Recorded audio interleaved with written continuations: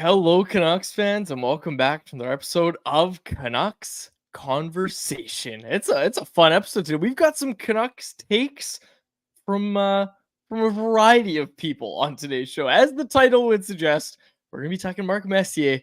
We're gonna be talking Nikita Zadorov as well. My name is David Quadrelli. Joining me is Harmon Dial, and our technical producer today.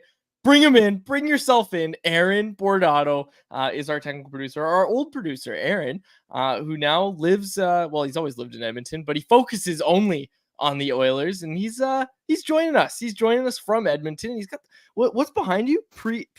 What does this say? Oh, you've got yourself muted. Oh, but it says pre-gaming with Bordsy. Okay, I get it. Okay, I understand. That's cool. All right, well, Aaron, thanks for joining us. Nobody could hear you, I don't think, but unless my headphones are off. Harmon, can you hear I me? can't hear him either. Oh, okay, good. All right, I just wanted to make sure. All right, we're good. We're good. All right, let's get to it. I gotta tell you that today's episode of Canucks Conversation is brought to you by the 2023 Toyota BZ4X. The BZ4X is Toyota's brand new all-electric SUV that's designed to go the distance for you and your family. The BZ4X is packed with Toyota's coolest tech, but it still has that trusty SUV feel you know and love. And even though it's electric, it's capable of effortlessly conquering any terrain. Whether it's rain, snow, mud, or your friend's questionable post-game recaps, the BZ4X will get you through it. I'll tell you what, Harm, if your friend's going to give you any questionable post-game recaps tonight and you're going to use the BZ4X to get you through it, it's not going to happen until like 10:45 because tonight's game isn't even going to start till 7:40. 7:40 puck drop tonight as the Canucks take on the Colorado Avalanche. I'm not looking forward to that. Give me the 4 p.m. starts every day of the week.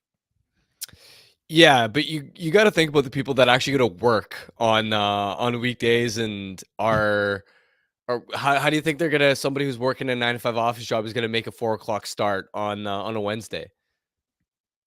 Yeah, that's fair. That's fair. You're always making me think about other people, Harm. I don't like that. I really don't like that. But you're right. You're right. It's not gonna. Yeah, you're right. You're right. That makes sense. That makes sense. I'll tell you what. I really like when you get the games that start early, especially at this time of year and like in the coming months, even like playoff games sometimes, when you leave the rink and it's still light out. Like even if it's a 7 o'clock start in the playoffs, like later in the playoffs, hopefully we get there.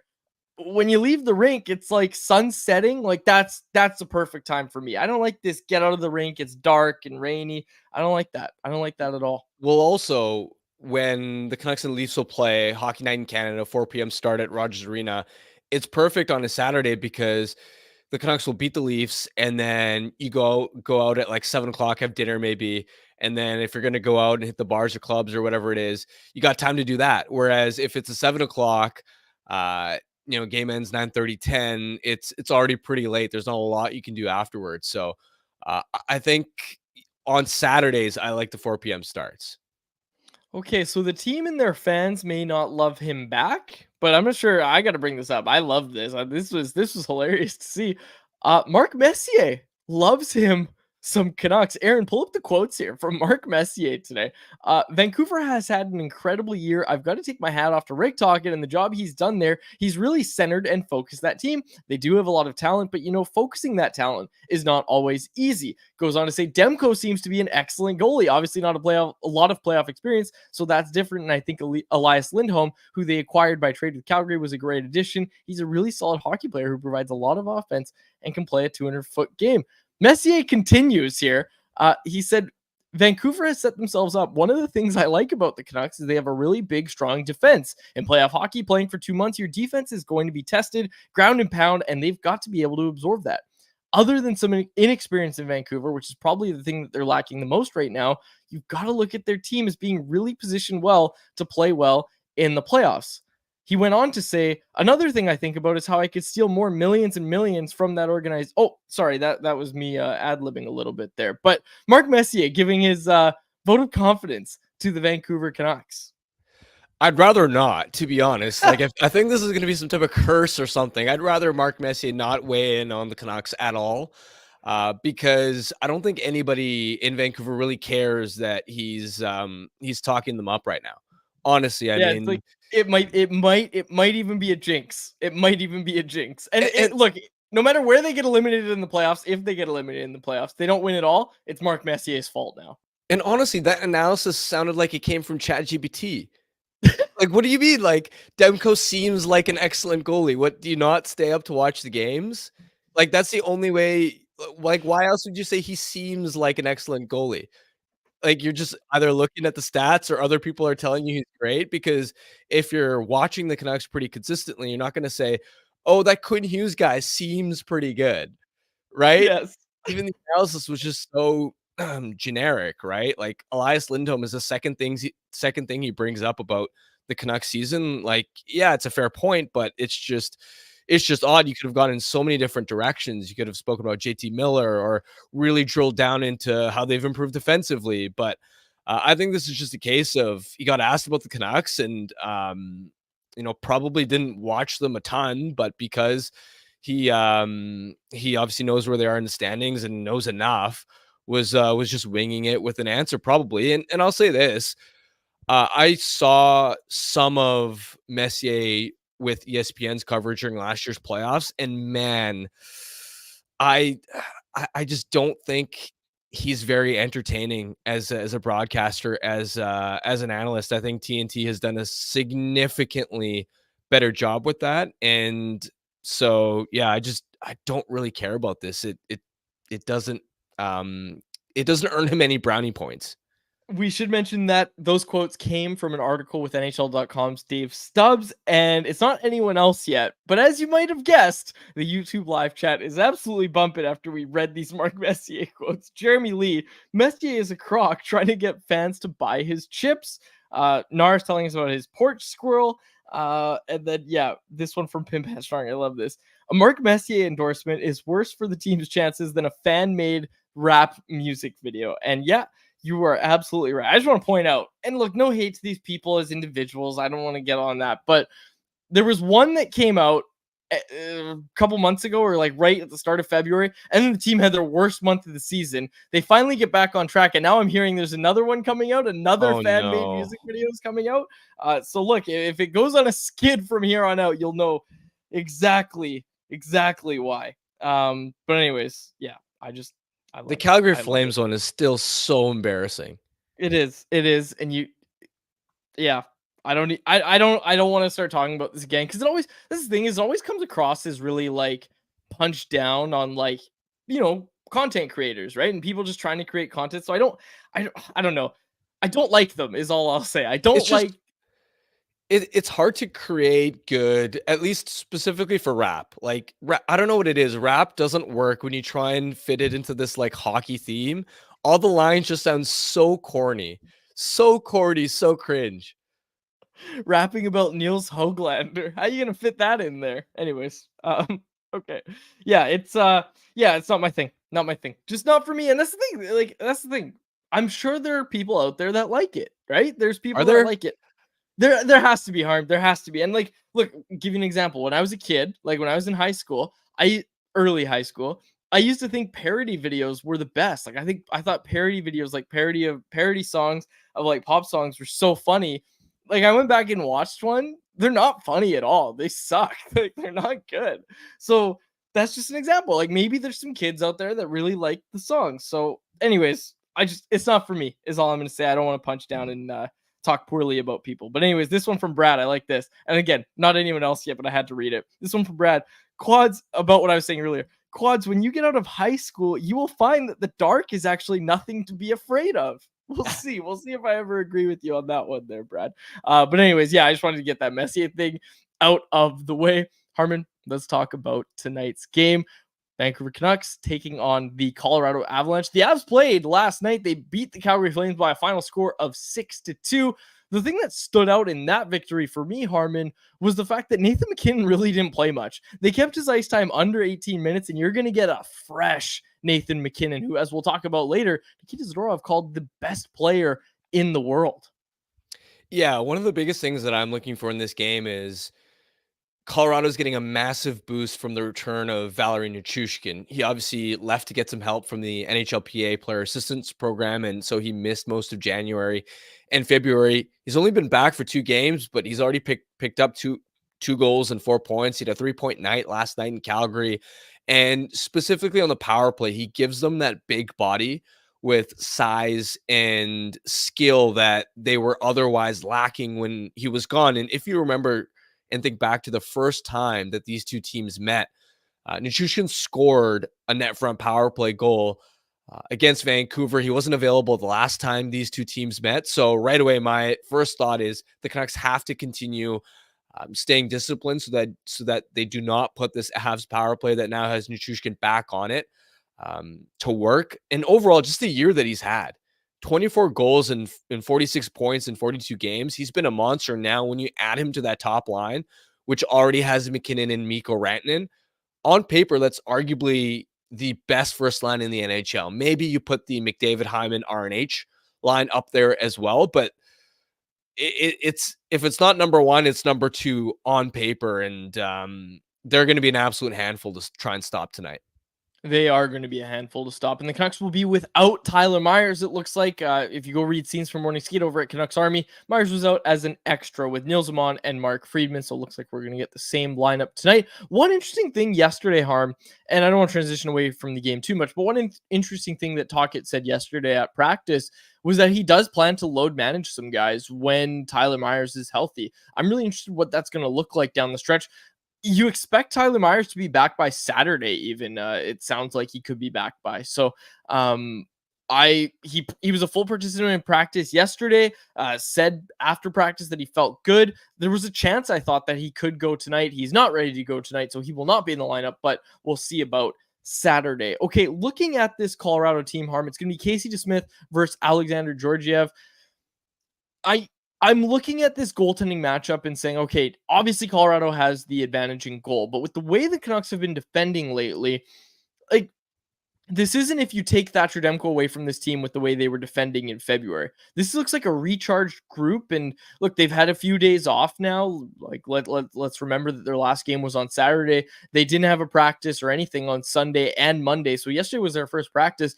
This should be a recharged group, and what we saw from Quinn Hughes on Saturday night was that when he's well rested, he's an absolute force. So I'm looking at this game and saying this is going to be a really, really tightly contested game, and I think it's going to have one of those playoff-like feels to it.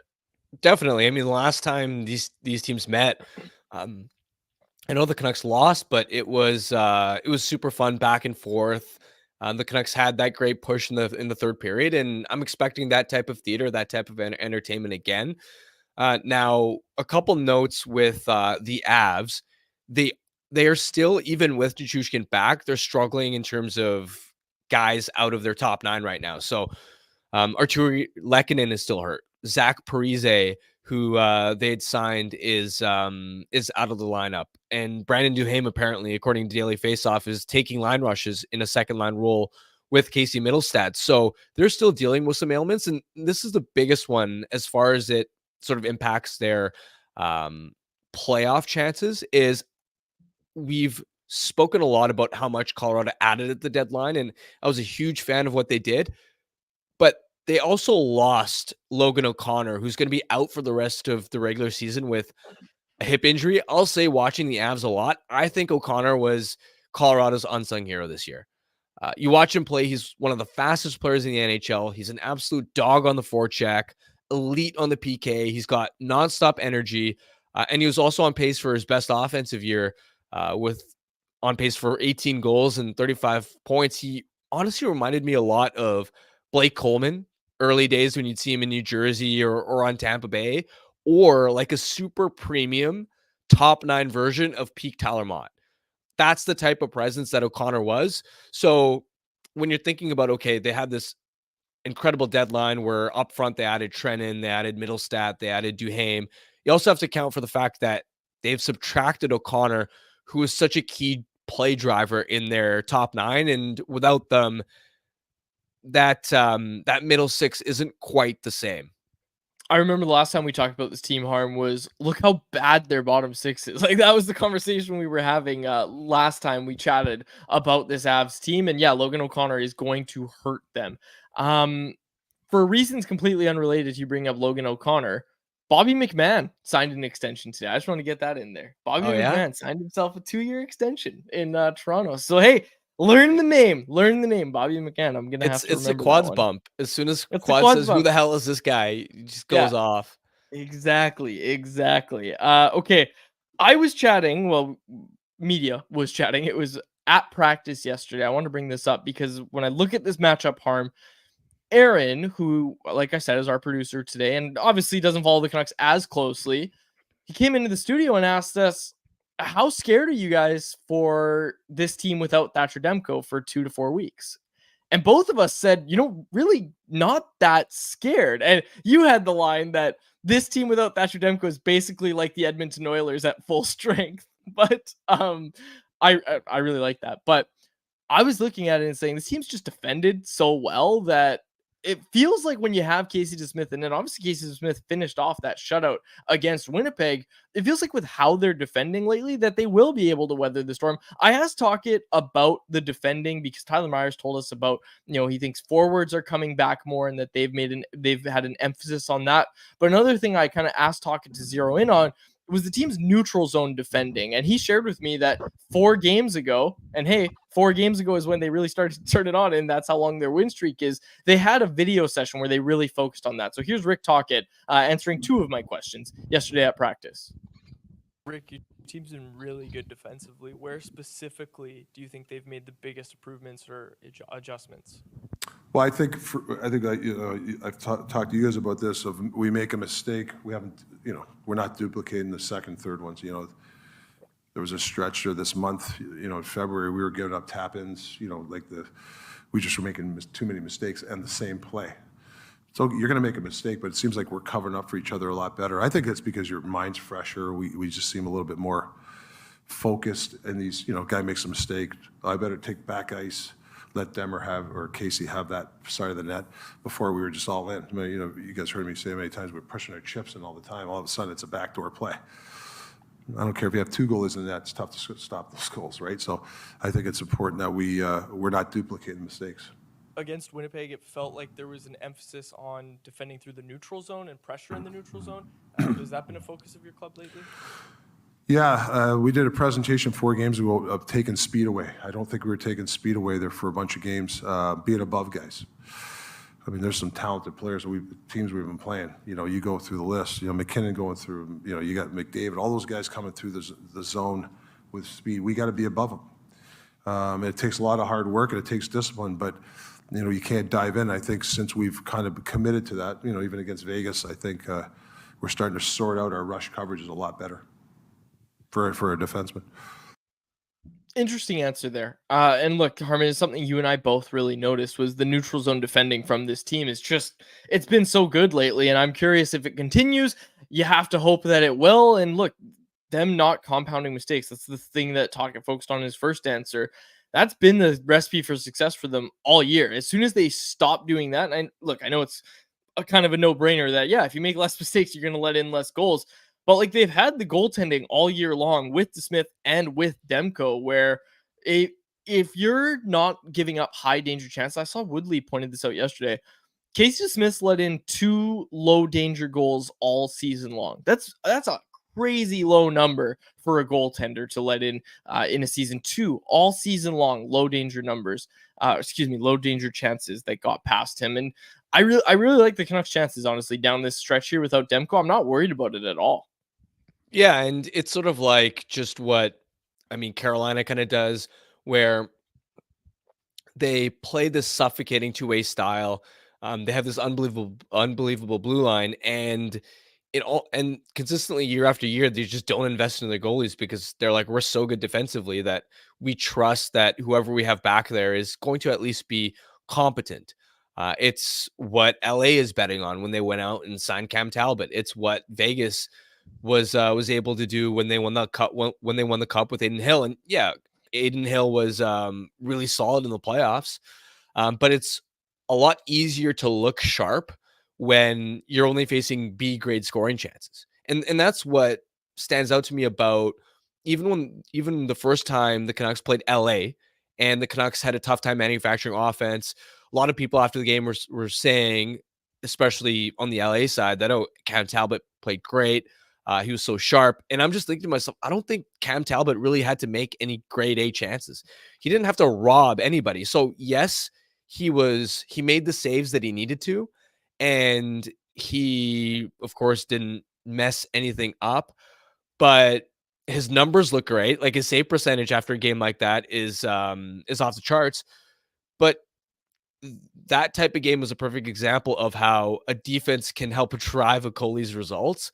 And that's what you're hoping the Canucks can sort of do in the stretch where they're going to be without Demko. And the other thing to keep in mind is, Colorado's going to be a tough test. And Colorado scored at least 5 goals in 3 of the last 4 games. So the Canucks are going to have their hands full. But after that, the schedule starts to lighten up a little bit in terms of the quality of the opponents the Canucks are facing. After Colorado, they've got Washington, they've got Buffalo, Montreal, and then Calgary. So especially against those teams, it should be a lot easier.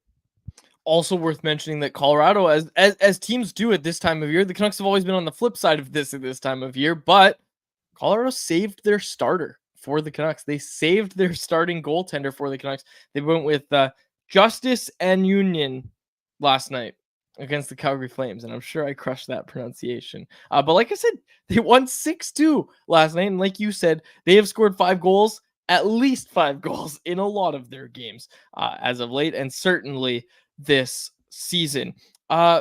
He's my pick for the Light the Lamp contest, so I'll tell you that it's already my pick. I think tonight's the night that Ilya Mikheyev scores a goal. Like it's been a while, and I know it's kind of shocking to come out and say that, sure, but 6 shots last game against Winnipeg. How many of them look dangerous? Maybe not many. So I understand if people are kind of having a problem with this take, but I've just got a feeling. I've got a feeling that tonight is the night that Ilya Mikheyev gets off the schneid, scores a goal, scores his 11th goal of the season. I think tonight's the night. I really do. And I'm just curious how tonight's game is going to go. Any final thoughts before we get to Light the Lamp, Harm? Nope. Okay. And let's do it. Let's get to our Light the Lamp contest, brought to you by our friends at 4 Winds Brewing. Vancouver is playing Colorado tonight, and we want to know who's going to score the first goal for Vancouver. If you nail it, you could win a $25 gift card to the 4 Winds Tap Room, located at 72nd and River Road in Delta. Enter by following us on social media. Keep an eye out for today's show clip and comment who you think will light the lamp and score the first goal tonight. Winners will be contacted directly. Check us out at Canucks Army, at Canucks Convo on Twitter, at CanucksArmy.com on Instagram, and Canucks Army on Facebook. And make sure you ask about 4 Winds Light Lager at your local liquor store, or have some delivered to your front door through the online shop at 4windsbrewing.ca. All right, Harm, I'm going to give you a score prediction. Vancouver Canucks beat the Colorado Avalanche tonight by a final score of 5-3, and Ilya Mikheyev scores the first goal. That's my prediction. I like it. I am going to go with a JT Miller goal to open the scoring for the Canucks. He always comes out like a beast against some of these tougher opponents in some of these big games, and it feels like another monster Miller night, I think. We have a few people in the chat talking about load management. I think it's going to be a heavy topic of anyone else. We've got to talk about Zadorov's comment, but let's just start anyone else, and then you and I will start with Zadorov's comment, Harm, because you and I were throwing this around to each other before the show. So let's do it. Let's get to anyone else, presented by DoorDash. It's our listeners' chance to get involved and hit us up in the YouTube live chat, and it's also our listeners' chance to get 25% off and 0 delivery fees on their first order of $15 or more when they download the DoorDash app and enter code NATION25. That's all capital letters, NATION, and the numbers 25. Offer valid in Canada, subject to change. Terms, of course, do apply. Make sure you check out Double Dash, folks. 2 orders, multiple orders, 1 delivery fee. Can't beat that. Check out DoorDash and use code NATION25. Okay, the thing that we wanted to start off with today, Harm, was this comment from Nikita Zadorov at Morning Skate. Maybe giving those Oilers a little bit of bulletin board material, maybe to some extent. Here was the comment from Nikita Zadorov, which I might add was unprompted. For you guys to continue your strong defensive play as a group tonight? Well, manage their first line. I think there's the best player in the world up there. He's humming right now, so we need to stop him for sure. I think keep doing what we're doing, working as the unit of 5, play a strong defensive game. How important is the neutral zone against him to try and make sure he can't pick up? Yeah, for sure. It's huge. I mean, the centerman's got to do a good job for us. The wingers who are coming back, they got to come back through the middle, so you cannot have go 200 miles per hour on us. It's hard to stop him when he's at his top speed. So I think just to work as the unit of five, like I said before, yeah. Everybody talks McDavid, Matthews, but you've played with them, and in your mind, is MacKinnon not the best player in the league? Yeah. Overall, the total package, speed, release. If I would have built a team, I would have built around him over those two guys because he's a winner. He won the Stanley Cup for sure. So there's your headline. He calls McDavid and Matthews indirectly, called them losers. There's your headline. He said he's a winner. He's one. I'm joking, of course, but he did say it. He did say it. If I was starting an organization, I would go with Nate MacKinnon over Connor McDavid. And Harman, it was really funny because the original idea of this segment was going to be us debating whether you'd go MacKinnon or McDavid if you were starting an organization. And both of us agreed it was McDavid. Although it would have been really funny if both of us went with MacKinnon and Aaron was stuck there in Edmonton defending his boy McDavid. The answer is pretty clearly Connor McDavid. Yeah, especially because, like, I get where Zadorov is coming from. And first of all, I love when a player like that will just unapologetically express their opinions and takes, not care what other people think. I'm always here for that. I think the NHL needs more of that. And so, first of all, I'm going to applaud Zadorov for coming out and saying what he truly believes. But also, the supporting casts are totally different. Like, I get that MacKinnon, yeah, he's a winner, but a big reason why McDavid is not a winner is because he's had way less help around him. I mean, Draisaitl and Rantanen are basically a wash. I think when you consider that Rantanen scored 55 goals last year, it's going to be close to 110 points this year. And then the big difference is the blue line, right? MacKinnon on the blue line, his number one defenseman is Cale Makar. Makar literally won the Conn Smythe. McDavid's number one defenseman for a long time, up until this year, where you could argue Ekholm Bouchard's their top pair, has been Darnell Nurse. Like, that's a world of a difference. And that's even before you take into consideration Devon Taves and Bowen Byram and Josh Manson. And I'll buy it for, let's say, okay, Austin Matthews, because that team has had a supporting cast and Matthews individually has underperformed when you look at some of his offensive numbers in the postseason. But McDavid continues dominating in the postseason. I mean, in the last two playoff runs, he has 53 points in his last 28 playoff games. So I'm going to go with McDavid, but I will say, like, I don't think Zadorov's alone in that Canuck locker room and with players overall believing that there's a different respect level when you win a championship. Like, you and I can say, oh, he hasn't had the same supporting cast. Guys around the NHL don't really care when that argument gets brought up. And this is why McDavid, unfair or not, is never, ever going to get the same respect as Crosby until he wins those Stanley Cups. That's such a good point. Like, especially from his peers too. Like, it comes through in moments like this, right? It's funny you brought up the blue line because I was thinking to myself that, like, Oilers fans in particular who have a problem with this better also be ready for the line of thinking that Evan Bouchard's just super overrated. Like, hearing that Evan Bouchard should be winning the Norris conversation. Come on. The conversations we were having at the start of the year about Evan Bouchard, like, he's not, he shouldn't even be, like, I'm not voting for him. I'm not putting him on my Norris ballot. He might end up being somewhere in the top 5, but, and again, I don't want to make a sweeping thing before I go really dive into all the numbers and dive into all the tape. But look, I'm sorry, but the conversations we were having at the start of the year about Evan Bouchard, and those conversations went on for just way too long for me to say, yep, this guy's a top 3 Norris candidate. And Aaron in our chat even is saying, yeah, he's definitely not a Norris guy. So anyways, I just see it on Oilers Twitter all the time, is all these Oilers fans saying, oh, Bouchard should be right there for the Norris. I highly disagree. All right. Anyways, you know what it is? Here's the take for you. Evan Bouchard is kind of like what Eastern media thought Quinn Hughes was for a long time, in that he puts up the big point totals but doesn't really play defense. And of course he gets to benefit from playing with McDavid and Draisaitl quarterbacking that power play, but absolutely bang on. Like, he's a good player, but nowhere near the top of that Norris ballot conversation. Yeah, if you had to, and I don't want to, again, I don't want to throw you on the spot too much, but like, if you had to pick your top three for the Norris, like, where are you going? Like, I think you and I have had the top two discussion, right? Like, we know it's going to be Hughes, Makar on both of our ballots right now. At least there's still time. There's still time, but I think both of us right now would say Hughes is number one, Cale Makar is number two. But who comes in on that third spot for you on your ballot? It's a good question. I, again, haven't had a chance to dive into it. Dobson's had an unbelievable year in the Islanders. I don't know if he'll crack top three, but definitely top five, I'm thinking. Um, Adam Fox, if he hadn't missed some time with injury, would have been up there in that conversation. The interesting thing with Makar, too, is, and this sort of relates to kind of the game preview as well, he's on pace for unbelievable point totals, but his defensive play has not been the same since his injury. And our pal over at The Athletic, Don Lucian, had a great breakdown last week about how Makar's underlying numbers have taken a pretty significant decline from where he's usually at.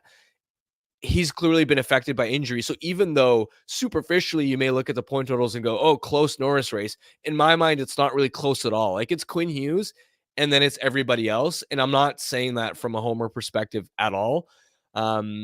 It's pretty clear when you watch the Avs play that Makar hasn't been the same since he got hurt earlier in the season. I'll give you mine. I think it's Noah Dobson. Like, I think I'm pretty certain that it's going to be Noah Dobson on my ballot, especially like feels like the second half of the season, Dobson's really stepped up. Like, I've really liked what I've seen of Dobson lately. And look, like, I know they got shut out on Monday, and I picked them as my Wendy's Daily Faceoff Survivor pick. Oh, I didn't even tell you about Wendy's Daily Faceoff Survivor. I'll do that in a second. But I was eliminated on Monday because I picked the Islanders. But look, if the Islanders make the playoffs, a guy like Dobson is going to be a key reason why. And I know we gave some flowers to Bo Horvat earlier in the week because he's been putting up the points as well. But Dobson has really, really been impressive this season. Another great young defenseman in the NHL. But yeah, it's going to be interesting kind of down the final stretch run here, what we get to. Okay, let's get to the YouTube live chat here. We have, I think, someone new to the channel, and thank you for tuning in. But Dennis Bork said, Messier is not popular in Vancouver for anyone old enough to remember his time here. So I'm thinking he just joined, and based on how old we look and the title, he thinks we're like, look, everyone, Mark Messier loves the Canucks. He was great. That's an awesome thing. That's not what we said earlier, Dennis. Trust me, that's not what we're saying here.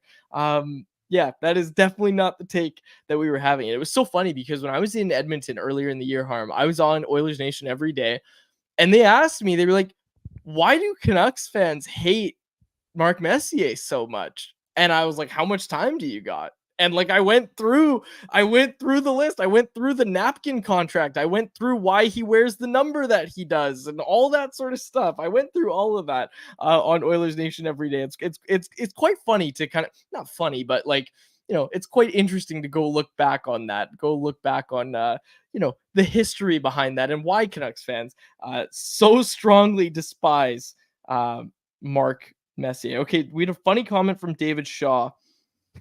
He's asking if you collect wooden cabinetry. I got to be honest, I like a good wardrobe like that. Like, you got, you have two behind you there?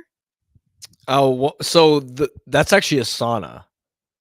What? Yeah.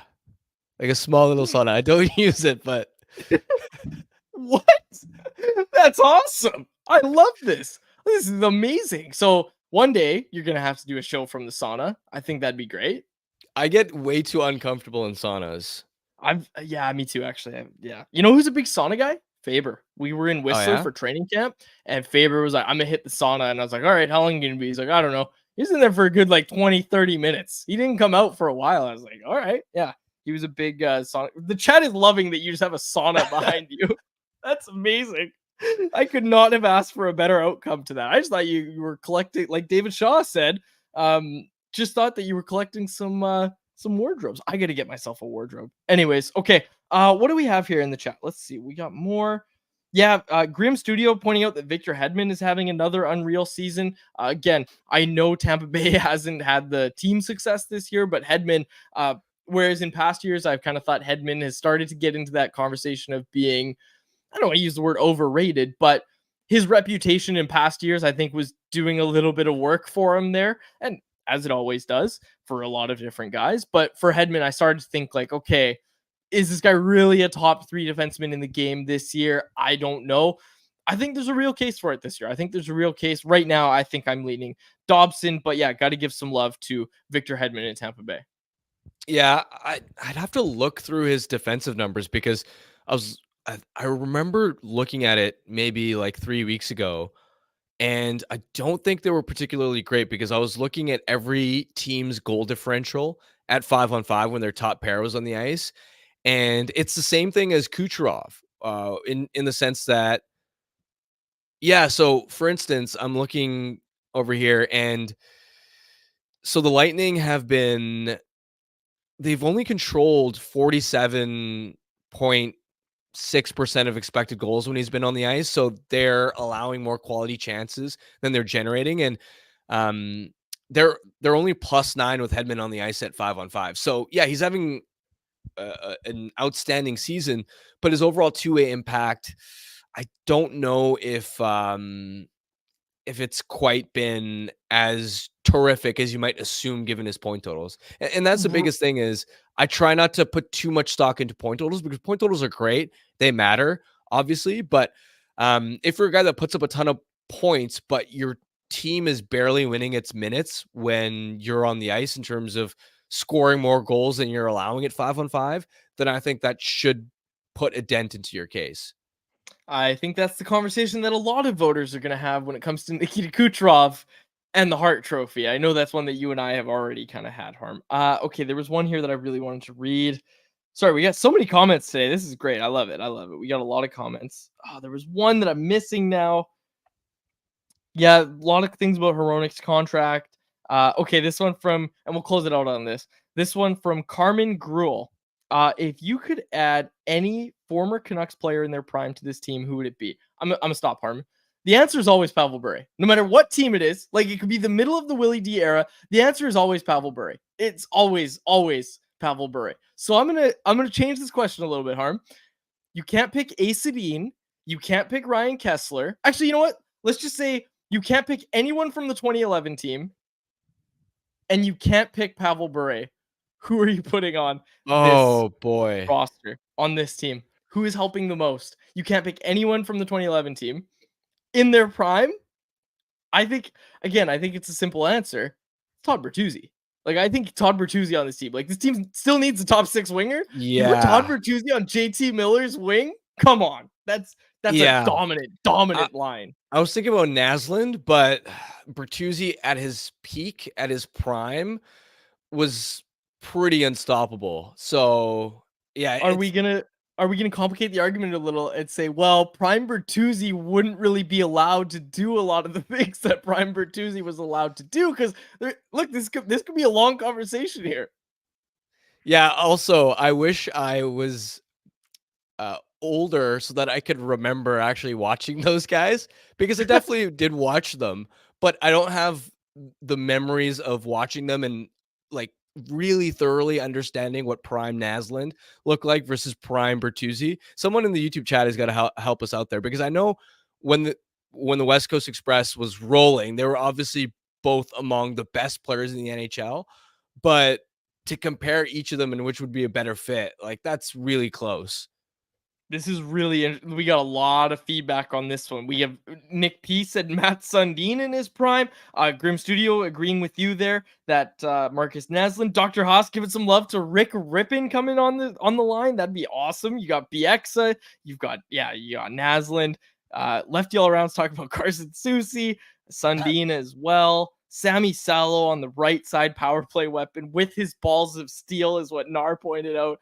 McGillney or Bertuzzi. There's some great names here. And yeah, Jeremy Lee, a healthy Sammy Salo might be a really solid fit on this team.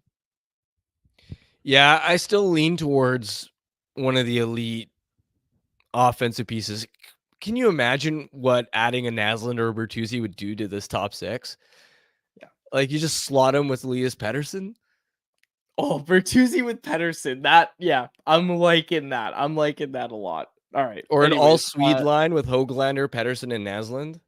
Yeah. And that's, I don't know. Is it crazy to say that prime Marcus Naslund would have more success in today's NHL than prime Todd Bertuzzi would in today's NHL? I think so. I mean, look how elite of a goal scorer he was with a wooden stick. Yeah, that's a good point. Right? Now imagine him with these composite sticks that get so much flex. And I know he's spoken about that, about how much better these sticks are as well. So you're right, maybe to the modern game, but even then, like, Bertuzzi would be such a unicorn that I don't know if defensemen would know how to defend a guy like that. That's just a because good there point. aren't. Like, they wouldn't be able to clutch and grab him anymore. They wouldn't be able to do anything to him. Yeah, it goes both ways. I'll be honest, I don't know the answer. This is so interesting. I love this. Kieran Ross pointing out Naslund had 48 goals and 56 assists. His prime was unstoppable. We got some Christian Ehrhoff love, and David Shaw pointing out that nobody brought up Trevor Linden. Trevor Linden on this team. We had Bane in the chat. Mark Messier. I was thinking Linden, but then I also look at their center depth, and of course you could move Linden to the wing, but you already got Pettersson, Miller, and Lindholm down the middle. This is so interesting. I love this. This is so interesting. People are loving this topic and flooding the chat. And look, it's an endless conversation. It's impossible to say, but I'm going to lean toward Todd Bertuzzi, who I opened this conversation. I'll go with. Naslund. Go with him. Naslund, I think that's very, very fair. Okay, I got to tell you about one more sponsor, and that is the Wendy's Daily Faceoff Survivor Pool game. Every All-Star needs a sidekick to support them, just like every Wendy's meal needs a side of 6-piece chicken nuggets. And right now, Wendy's is teaming up with Daily Faceoff Survivor Fantasy to bring you weekly prizes like free nuggets, burgers, and more. So, if you think you're an expert in all things hockey, prove it. And if you aren't already, start adding a 6-piece to your Wendy's order for just $3.49. It's the dynamic duo even you never saw coming. Sign up for Daily Faceoff Survivor today, sponsored by Wendy's and the Wendy's app. I said it earlier, I'll say it again. I was out on Monday. I picked the Islanders. They got shut out by the Kings by a final score of 3-0, unfortunately. Someone bringing up Thomas Vanek. Add Thomas Vanek to this team. That's like when they added Thomas Vanek, it was on like a league min deal, and he was so good for this team in that dismal year that they had. I like. By the way, an Islanders Kings game. Who the hell would want to watch that? Yeah, like most boring game ever. Yeah. And I didn't watch it. I'll be completely honest. I did not watch that game, and it ended by a final score of 3-0. And Bane bringing up as well. Alex McGillney may be needing some more love. It's a good conversation. It's an interesting one to have. But with that, we will wrap up today's episode of Canucks Conversation. For my co-host Harman Dial and our technical producer Aaron Bordato, my name is Dave Quadrelli. Thank you so much for listening to another episode of the Canucks Conversation. Canucks Conversation with Harman and Quads brought to you by the Toyota BZ4X. The BZ4X's fresh look is just an added bonus to its range since you can drive up to 406 kilometers on a single charge. That's enough to get you from Kitsilano to Whistler or Kamloops to Kelowna and back and still be home in time for the game. Now that's what we'd call electric. The best part, by choosing electric, you can get up to $11,000 in rebates and incentives. The BZ4X are in stock and selling quickly, so make sure to visit shoptoyota.ca or your local Pacific Toyota dealer to get your hands on one. Canucks Conversation is live Monday through Friday, every weekday at 2 p.m. over on the Canucks Army YouTube channel. Make sure you like, subscribe, and interact in the YouTube live chat every day with us, folks.